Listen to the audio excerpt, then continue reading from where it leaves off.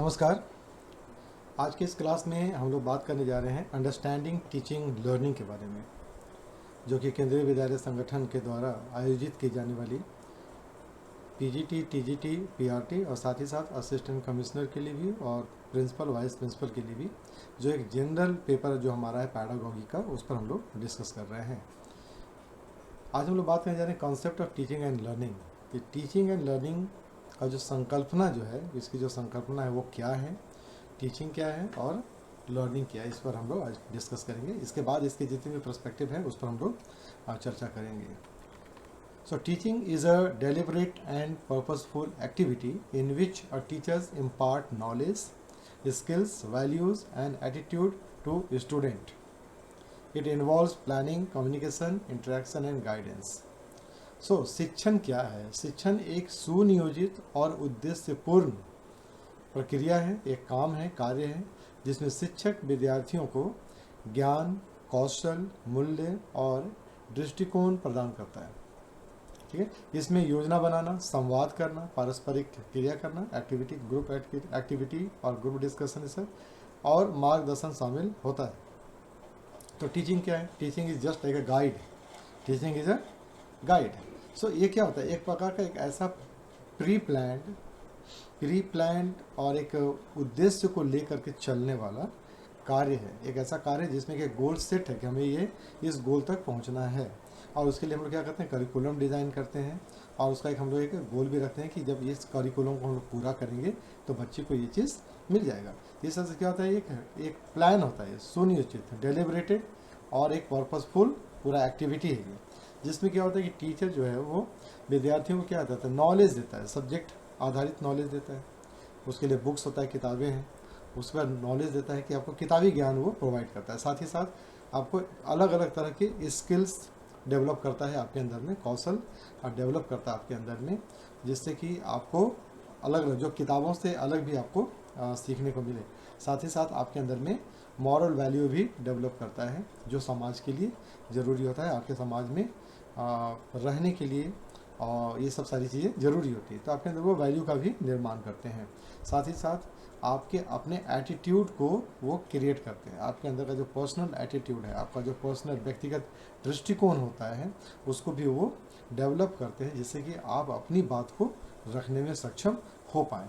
तो टीचिंग क्या होता है? टीचिंग एक सर्वव्यापक, मतलब कि एक प्री प्लान, एक सुनियोजित, मतलब कहेंगे कि एक पूरा प्रोग्राम होता है, जिससे कि बच्चों का होलिस्टिक डेवलपमेंट हम लोग करते हैं, या उसके होलिस्टिक डेवलपमेंट में हम लोग भूमिका निभाते हैं। अब इसका अगर हम कैरेक्टरिस्टिक की बात करें, इसका जो गुण है, इसकी विशेषताएं हैं, वो क्या क्या है? Teaching is a tripolar process. Tripolar process मतलब एक ट्रायंगल है। तो इसके ट्रायंगल में क्या होता है? एक पर पेरेंट्स है, एक पर टीचर है और एक पर लर्नर है। ठीक है, तो ये भी होता है। इसके अलावा क्या होता है? इसको अगर हम दूसरे दृष्टिकोण से देखें तो दो चीज़ होती है इसमें, कि अगर हम क्लास के रूप में देखें इसको हम, तो इसमें आ जाते हैं आपके पास शिक्षक भी है और शिक्षार्थी भी है और एक विषय वस्तु है। ठीक है, तो टीचिंग के दौरान जो है इसमें तीन पिलर, यानी कि तीन कोण है इसमें। पहला तो टीचर हो जाता है कोण, दूसरा विद्यार्थी हो जाता है, और तीसरा हो जाता है इसका विषय वस्तु, यानी कि कंटेंट जो हम लोग डिलीवर कर रहे हैं। लेकिन अगर हम इसको पूरा स्कूल के परिप्रेक्ष्य में देखेंगे तो ये जो ट्राईपोलर होता है प्रोसेस, उसमें क्या हो जाते हैं? पेरेंट्स आ जाते हैं, टीचर आ जाता है और स्टूडेंट आ जाता है। ठीक है, और अगर मान लीजिए कि हम पेरेंट्स और स्टूडेंट को एक साथ कर लें तो टीचर आ जाता है, पेरेंट्स स्टूडेंट आता है, एडमिनिस्ट्रेशन आ जाता है। तो अलग अलग जगहों पर इस ट्राईपोलर प्रोसेस का मीनिंग बदलते रहता है। तो यहाँ पर जब टीचिंग की बात कर रहे हैं हम लोग, तो टीचिंग में क्या आ जाता है? शिक्षक है, स्टूडेंट है और क्या पढ़ा रहे हैं वो है। तो टीचिंग की विशेषता में सबसे पहली बात ये आ जाती है। दूसरा है, it is both an art and science. तो टीचिंग जो है ना, वो दोनों चीज़ें, आर्ट भी है और विज्ञान भी है। तो विज्ञान कैसे है? विज्ञान इसलिए है कि टीचिंग में हम बच्चों को रिसर्च पर आधारित काम करने के लिए देते हैं, ग्रुप एक्टिविटी देते हैं और केस स्टडी देते हैं, जिससे कि बच्चे जो होते हैं वो एक रिसर्च वर्क कर सकें, कुछ नई नई चीज़ें उसमें खोज सकते हैं, खोज करके वो अपने लर्निंग को पूरा करते हैं। साथ ही साथ ये आर्ट कैसे है? आर्ट ये है कि वो क्या करते हैं कि अब इस पर जा कर के उसके पुराने स्वरूप को भी ढूंढते हैं। ठीक है, जो हमारी जो मान्यताएं हैं पहले से बनी चली आ रही हैं, उसका वो अध्ययन करते हैं, उस पर वो डिटेल काम करते हैं। तो ये एक प्रकार से कलात्मक भी है। हम इसको कलात्मक रूप से भी देखते हैं और इसको हम लोग वैज्ञानिक दृष्टिकोण से भी देखते हैं किसको, टीचिंग को। It aim at bringing about desired behavioural change. तो ये क्या होता है, इसका जो उद्देश्य होता है ना टीचिंग का एक जो पर्पस है वो क्या होता है कि हम बच्चों में उनके व्यवहार में जैसा हम चाहते हैं वैसा परिवर्तन ला पाएँ। It is a continuous and dynamic process. ये जो है टीचिंग जो है वो एक निरंतर और गतिशील प्रक्रिया है, यानी कि टीचिंग जो है वो निरंतर चलने वाली एक गतिशील प्रक्रिया है जिसमें सभी कोई पार्टिसिपेट करते हैं। तो teaching is learner centred. Teaching क्या होता है, लर्नर सेंटर्ड होता है, यानी कि ये चाइल्ड सेंटर्ड होता है। शिक्षार्थी इसके केंद्र में होते हैं और शिक्षार्थी को ही ध्यान में रखकर सारी चीज़ें प्लान की जाती हैं, सारी एक्टिविटी प्लान की जाती हैं, सारी करिकुलम डिज़ाइन किए जाते हैं। सारी चीज़ें जो होती हैं शिक्षण का वो सब उनको पॉइंट ऑफ ये में रख के, सेंटर में रख करके ही हम लोग करते हैं। अब अगर हम लोग बात करें कि लर्निंग की, तो लर्निंग क्या है, अधिगम क्या होता है। So learning is the process of acquiring new knowledge, ठीक है, बिहेवियर, स्किल्स, वैल्यूज और एटीट्यूड्स थ्रू स्टडी, एक्सपीरियंस और टीचिंग। सो लर्निंग क्या होता है, लर्निंग एक प्रोसेस है जिसके माध्यम से क्या होता है, कोई भी स्टूडेंट्स, कोई भी व्यक्ति अध्ययन करता है, नॉलेज गेन करता है, नॉलेज नई नई जानकारियाँ इकट्ठा करता है, एक अपने बिहेवियर को बनाता है, ठीक है। और ये जो होता है कि ये सब कैसे आता है, बिहेवियर करता है, चेंज करता है, अपने अंदर में नए नए स्किल को डेवलप करता है और अपने मूल्यों को भी सेट करता है, अपने लिए एक वैल्यू सेट करता है, बनाता है। और इसके लिए क्या होता है, अपने उसके दृष्टिकोण में भी परिवर्तन आता है। तो ये सारी चीज़ें कैसे होती हैं, तो ये क्या होता है, अधिगम में अपने व्यक्ति का अपना जो व्यक्तिगत अनुभव होता है वो हो गया, पढ़ने के बाद जो नॉलेज आता है उससे होता है, और शिक्षण के द्वारा, यानी कि हम लोग जो है ये सारी चीज़ें, नॉलेज, बिहेवियर, स्किल्स, ठीक है, इन सब चीज़ों के कारण, यानी कि उनका जो स्टडी है, पढ़ाई के कारण, एक्सपीरियंस के कारण और जो उनको सिखाया जा रहा है उनके कारण, उनके अंदर जो कुछ भी चेंजेस आ रहा है, चाहे वो बिहेवियर में हो, चाहे उनके कौशल निर्माण में हो, चाहे उनके अंदर में नैतिक गुणों का विकास हो रहा हो, ये सारी चीज़ें क्या कहलाती है, लर्निंग कहलाती है। It result in a relatively permanent change in behaviour. और ये जो चेंजेस इनके लाइफ में आता है, इनके स्वभाव में आता है, व्यवहार में आता है, ये लॉन्ग लाइफ रह जाता है, मतलब कि जब तक वो जिंदा है तब तक उसके हाथ में रहता है। कैरेक्टरिस्टिक्स ऑफ लर्निंग क्या है, अब लर्निंग की क्या क्या विशेषताएं हैं। So learning is a life long process, ये जीवन पर्यंत चलते रहता है, जब तक आप जिंदा हैं कुछ ना कुछ आप सीख रहे हैं। It is a goal directed and purposeful होता है। तो लर्निंग हम जो कुछ भी करते हैं उसमें एक लक्ष्य होता है कि हमें इस लक्ष्य की प्राप्ति कर लेनी है, और ये जो लर्निंग है वो एक उद्देश्य पूर्ण होता है, यानी किस उद्देश्य की प्राप्ति के लिए हम लोग पढ़ रहे हैं और इससे हमारा कौन सा लक्ष्य मिलेगा, इस पर चलता है ये। Learning result in change in behaviour. जब हम लोग पढ़ते हैं, लर्निंग जब हम लोग लर्न करते हैं कुछ भी, तो हमारे बिहेवियर में भी स्वाभाविक रूप से परिवर्तन आता है। तो वो जो परिवर्तन होता है वो क्या होता है, न जानने के समय और जानने के बाद जो हमारा बिहेवियर में चेंजेज आ रहा है वो अस्थायी रहता है। इट कैन बी फॉर्मल और इनफॉर्मल। तो लर्निंग जो है वो फॉर्मल भी हो सकता है और इनफॉर्मल भी हो सकता है। फॉर्मल लर्निंग क्या होता है, जो किताब के थ्रू हम लोग पढ़ते हैं, और इनफॉर्मल लर्निंग क्या होता है, जो हम लोग एक्सपीरियंस से सीखते हैं, ठीक है। Learning is influenced by environment and motivation. So जो लर्निंग होता है वो वातावरण और मोटिवेशन से प्रभावित होता है। आप जिस वातावरण में रहेंगे, जिस परिवेश में रहिएगा, वहाँ से आप सीखते हैं। और अगर आपको कोई मोटिवेट करता है, चाहे वो इंटरनल मोटिवेशन हो, आप स्वयं से भी प्रेरित होते हैं पढ़ने के लिए, या फिर कोई आपको प्रेरित करता है, दोनों ही स्थिति में हम लोग अपने लर्निंग को आगे बढ़ाते हैं, ले जाते हैं, ठीक है। अब हम लोग बात करते हैं relationship between teaching and learning. अब टीचिंग और लर्निंग में क्या आपस में पारस्परिक संबंध क्या है। सो टीचिंग फैसिलिटेट्स लर्निंग, ठीक है। टीचिंग क्या करता है, टीचिंग जो है हमारे लर्निंग को आसान बनाता है, इजी बनाता है, ठीक है। आप अकेले सीख नहीं सकते, आप अकेले जो भी सीखोगे वो डाउटफुल होगा आपके पास, ठीक है, डाउटफुल है। लेकिन जब हम लोग टीचिंग के थ्रू, किसी और के थ्रू एक प्रॉपर वे में हम लोग जब लर्न करते हैं, तो वो क्या होता है, बिना डाउट का एक हमारे लर्निंग को बहुत ईजी कर देता है। So teaching provides guidance and structure to the learning process. Teaching क्या करता है, हमारे अधिगम प्रक्रिया को मार्गदर्शन देता है और एक संरचना प्रदान करता है, एक स्ट्रक्चर देता है, जो कि हमारे अधिगम को ईजी करता है और एक सही डायरेक्शन में ले जाता है। Learning is the desired outcome of teaching. Learning क्या है? एक जो वांछित परिणाम जो हम लोगों को मिलता है वो क्या होता है? शिक्षण से ही आता है। शिक्षण क्या होता है? एक प्लान है, एक स्ट्रक्चर्ड है, ठीक है, प्रोसेस होता है वो। तो जब स्ट्रक्चर्ड और प्लान प्रोसेस से कोई हमें सिखा रहा है तो हमें क्या होता है? इच्छित, जो वांछित हम लोगों को जो चाहिए रिजल्ट, वो हम लोगों को मिल जाता है। Teaching is effective only when it result is in learning. अब ये क्या कह रहा है कि जब शिक्षण से अधिगम होता है, ठीक है, टीचिंग से जब हम लोग लर्न करते हैं तभी वह प्रभावी माना जाता है। So teaching is effective. Teaching कब इफेक्टिव होगा? जब हम लोग लर्न करते हैं। कैसे? रिजल्ट्स के साथ में। जब हमें रिजल्ट मिलता है तभी वो टीचिंग इफेक्टिव होता है। यानी कि टीचिंग जब अपने गोल को प्राप्त कर लेता है, अपने लक्ष्य को प्राप्त कर लेता है, तब वो एक इफेक्टिव टीचिंग कहलाता है। Modern view of teaching and learning क्या है? आज के समय में मॉडर्न दृष्टिकोण क्या है? आधुनिक दृष्टिकोण क्या है इसका? Focus on constructivist approach, learning by doing. पहले के समय का था रट लेना, रट दिए, रटा दिए, ठीक है, वो चलता था गुरुकुल के समय में। लेकिन अब आज के समय में क्या हो रहा है कि ये जो रचनावादी दृष्टिकोण जो होता है ना, वो क्या कहता है? वो बोलता है करके सीखो। आप किसी और पर भरोसा नहीं करना है, खुद से करो, खुद से उसको चेक करो, ठीक है, खुद से चेक करो, खुद से करो, और तब सीखो कि क्या हो रहा है, कैसे हो रहा है, क्यों हो रहा है।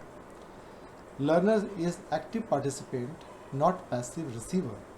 पहले इस ज़माने में क्या होता था? जब हम लोग रोट लर्निंग करते थे ना, या जो कोई पढ़ाता था गुरुकुल के समय में, वो रटवा रहे हैं, हम रट रहे हैं, ठीक है, तो हम लोग क्या होते थे? पैसिव होता था। स्टूडेंट क्या होता था? पैसिव होता था। बस जो बोला जा रहा है फॉलो कर रहा है, सुन रहा है, उसका अपना कुछ उसमें कंट्रीब्यूशन नहीं रहता था। जो बोल दिया गया उसको सुन लिया।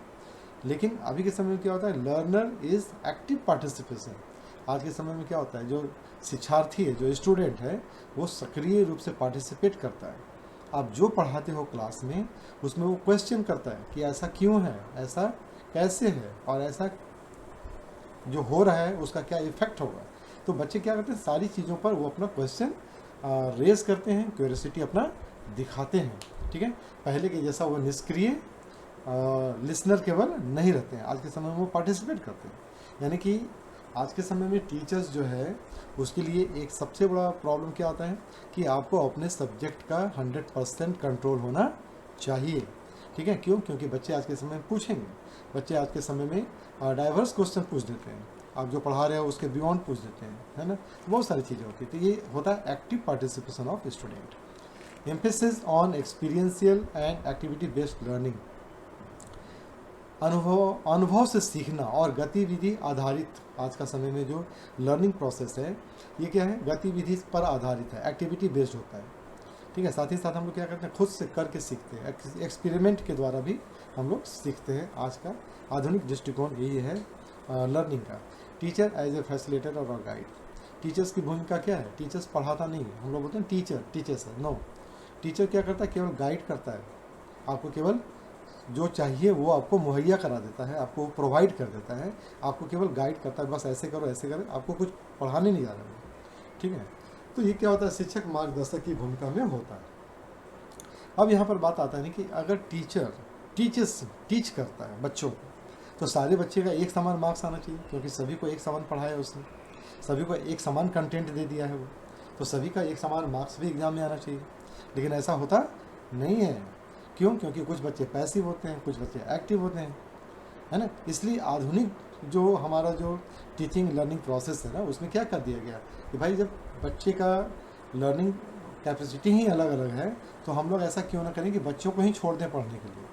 और अब क्या कर दिया गया है कि तुम अपनी कैपेसिटी के अनुसार पढ़ो, अपनी कैपेसिटी के अनुसार, अपनी एबिलिटी के अनुसार जो है तुम अपने लिए कंटेंट खुद से निकालो, मैं तुम्हें केवल प्रोवाइड करूँगा क्या? मटेरियल, ठीक है। तो टीचर्स का रोल क्या हो गया? फैसिलिटेटर और गाइड का हो गया। Implication for teachers. अब ये टीचर्स के लिए किस प्रकार से निहितार्थ है, इम्प्लीकेटेड है ये, है ना। इनकरेज क्यूरियोसिटी एंड क्वेश्चनिंग, कि भैया अब आपको अगर पढ़ाना है आज के समय में, आज के युग में, तो क्या करना होगा? आपको अपने टीचिंग स्टाइल बदलना होगा। आपको क्या करना है? बच्चों को इनकरेज करना है। किस लिए? क्वेश्चन पूछने के लिए।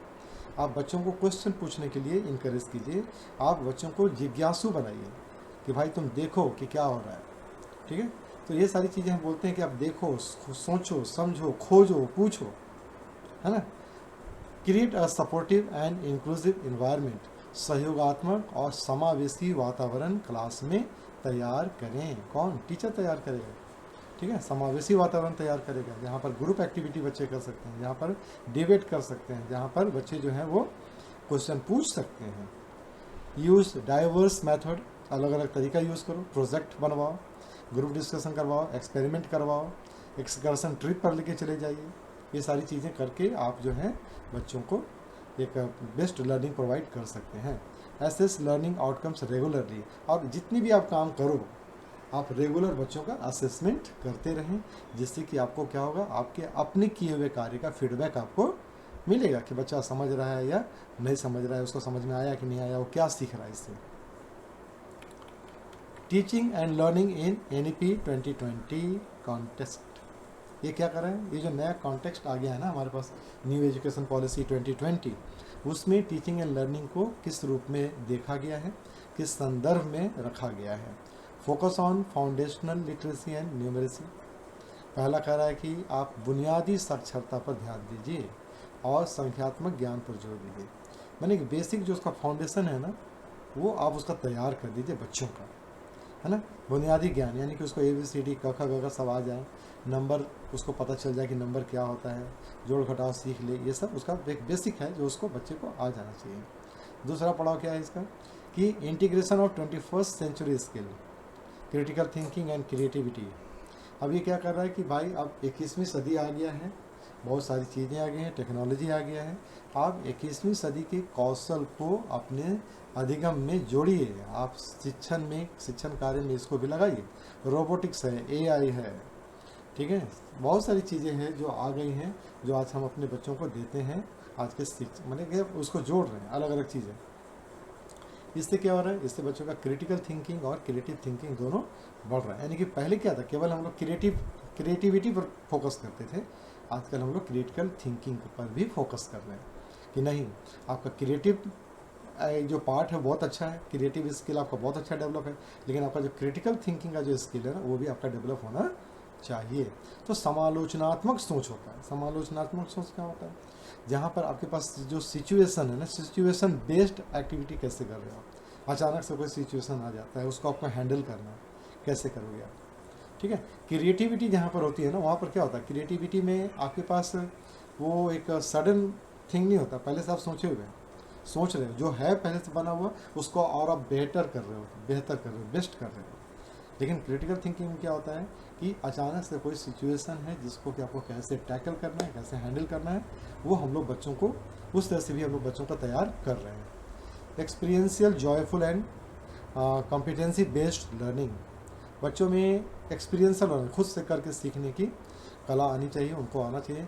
जॉयफुल लर्निंग होना चाहिए, आनंद आना चाहिए, स्कूल जाने का मन करना चाहिए, लगना चाहिए कि हम पढ़ेंगे, घर में नहीं रहना, स्कूल भागना है, स्कूल से घर आने का मन नहीं करना चाहिए, इतना जॉयफुल होना चाहिए आपका टीचिंग एंड लर्निंग प्रोसेस। साथ ही साथ क्या होता है, कॉम्पिटेंसी बेस्ड, दक्षता पर आधारित अधिगम होना चाहिए, बच्चों को दक्ष बनाना है किसी भी चीज़ में। ठीक है, तो ये सारी चीज़ों पर फोकस किया गया है। क्यों? क्योंकि NEP 2020 मानता है कि आने वाले समय में जैसे जैसे पॉपुलेशन बढ़ रहा है, जॉब्स जो है, गवर्नमेंट जॉब जो था वो सिकुड़ता चला जाएगा, सिमटता चला जाएगा। ठीक है, वो चूँकि वो तो लिमिट है ना, लिमिटेड है वो, तो वो क्या कर रहा है कि बच्चों को कि आप जो है दक्षता और स्किल अपना डेवलप कीजिए, कुछ ना कुछ स्किल ऐसा डेवलप कीजिए कि आपको रोज़गार मिल जाए, आप अपना मतलब कि जो लाइफ जो है वो अपना चला सके अच्छी तरह से। फ्लेक्सिबल मल्टीडिसिप्लिनरी अप्रोच, ये कहता है कि आज का समय में पढ़ाई जो है ना वो लचीला होना चाहिए, फ्लेक्सिबल होता है और बहुविषयी दृष्टिकोण होना चाहिए, सभी को सब कुछ पढ़ने का मौका मिलना चाहिए। और यही कारण है कि NEP 2020 में आपका जो स्ट्रीम का जो कॉन्सेप्ट जो था ना, आर्ट्स साइंस कॉमर्स, इसको हटा दिया गया, अब स्ट्रीम है ही नहीं। कोई भी बच्चा, साइंस का बच्चा जो है वो आर्ट्स पढ़ सकता है, आर्ट्स का बच्चा है वो कॉमर्स पढ़ सकता है, कॉमर्स का बच्चा साइंस पढ़ सकता है। ठीक है, तो आप अपने सब्जेक्ट में क्या कर सकते हो, अकाउंटेंसी के साथ साथ फिजिक्स भी रख सकते हो, इकोनॉमिक्स भी रख सकते हो, हिस्ट्री भी रख सकते हो। ठीक है, ये सभी चीज़ों को इसने क्या कर दिया कि बहुविषयी हो गया, आपको जो पढ़ना है पढ़ो। ठीक है, और इसमें तो इतना लचीला कर दिया है ना कि आप जो है बीच ये में आप सेशन वाइज होता है ना, आप बीच सेशन में आप अपना सब्जेक्ट चेंज भी कर सकते हो। ठीक है, इसके लिए अलग अलग से एक पूरा डिटेल है NEP 2020 का, इस पर भी हम लोग चर्चा करेंगे बाद में। तो ये सारी चीज़ें हैं नई शिक्षा नीति में, एक नए संदर्भ में शिक्षण और अधिगम को पेश किया गया है, जो कि बच्चों के लिए आज के दृष्टिकोण से, आज के सामाजिक परिवेश और रिक्वायरमेंट के अनुसार बहुत ज़रूरी है। तो teaching and learnings are interrelated and continuous process, आपस में दोनों जुड़े हुए हैं, परस्पर कनेक्टेड है और ये सतत चलने वाली प्रक्रिया है। Effective teachings leads to meaningful learning, और जब हम प्रभावी शिक्षण कार्य करते हैं, एक शिक्षक जब प्रभावी रूप से पढ़ाता है, कुछ प्रोवाइड करता है, तो उसका रिजल्ट भी मीनिंगफुल निकलता है। In the modern context emphasis is placed on sudden centred activity based and reflective teaching learning practice, ये सारी चीज़ें उस पर आपका होकर के आता है। बहुत ही अच्छा होता है कि आधुनिक संदर्भ में क्या होता है, छात्र केंद्रित है, गतिविधि आधारित और चिंतनशील शिक्षण अधिगम पद्धतियों पर बल दिया जाता है। तो आशा है कि आपको ये जो कॉन्टेस्ट है ना, कि जो आज मैंने एक इंट्रोडक्शन दिया आपको, ये कि हम लोग जो आगे पढ़ने जा रहे हैं, हमारा जो टॉपिक जो है उसके बारे में आज एक इंट्रोडक्शन था कि अंडरस्टैंडिंग टीचिंग लर्निंग प्रोसेस को हम लोग कैसे आगे चल करके देखेंगे, समझेंगे। तो आशा है कि आपको ये समझ में आ गया होगा। तो प्लीज़ आप लोग, अच्छा लग रहा है तो जुड़ते रहिए, आप जुड़ते रहिए, और दूसरे अपने जितने भी आपके फ्रेंड्स हैं, दोस्त हैं, उनको भी आप जोड़िए इस क्लास से। मज़ा आता है जब आप लोग देखते हैं, कमेंट्स भी करते हैं कुछ, ठीक है। तो ये सब कंजूसी नहीं करना चाहिए, आदमी को कंजूस नहीं, दिल खोल करके आप लोग कमेंट्स किया कीजिए, ठीक है, लिखिए भी, बात भी कीजिए। और जब बात होती है, दिल खुलता है तो दुनिया खुलता है, खोला करना चाहिए, ठीक है। तो ये पढ़ाने में भी मज़ा आता है, पढ़ने में भी मज़ा आता है। चलिए आज के लिए बस इतना ही, हम लोग अगले क्लास में फिर नया टॉपिक लेकर के आते हैं। अंडरस्टैंडिंग टीचिंग लर्निंग में बहुत सारा टॉपिक है, उस सभी को डिस्कस करेंगे। तब तक के लिए नमस्कार।